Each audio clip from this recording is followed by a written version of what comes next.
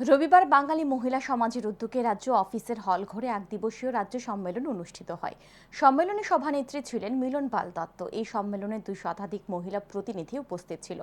বাঙালি মহিলা সমাজের বর্তমান রাজ্য সচিব কানন দাস প্রথমে স্বাগত বক্তব্য রাখেন ও প্রতিবেদন পাঠ করেন।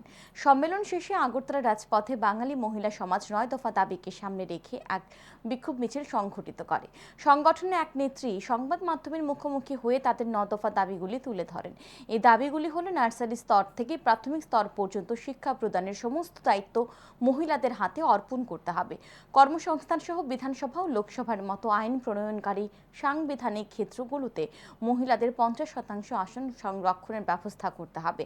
অর্থনৈতিক ক্ষেত্রে মহিলাদের দ্রুত স্বাবলম্বী করে তোলার জন্য বিশেষ অর্থনৈতিক পরিকল্পনা গ্রহণ করতে হবে।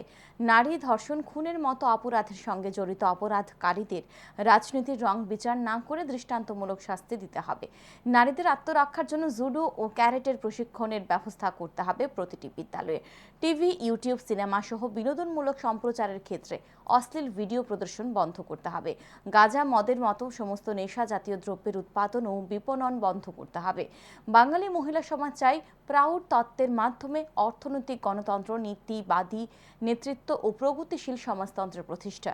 বাঙালি মহিলা সমাজ চায় ত্রিপুরা তথা ভারতের বুকে নিজ ভাষা, কৃষ্টি, সংস্কৃতি, ঐতিহ্যের সাংবিধানিক অধিকার প্রতিষ্ঠা। প্রত্যেক বছরই করে থাকি, এবারও আমরা করছি। বিভিন্ন জায়গা থেকে আমাদের মহিলারা এসছে, আমাদের আগরতলার মহিলারাও এখানে এসছে।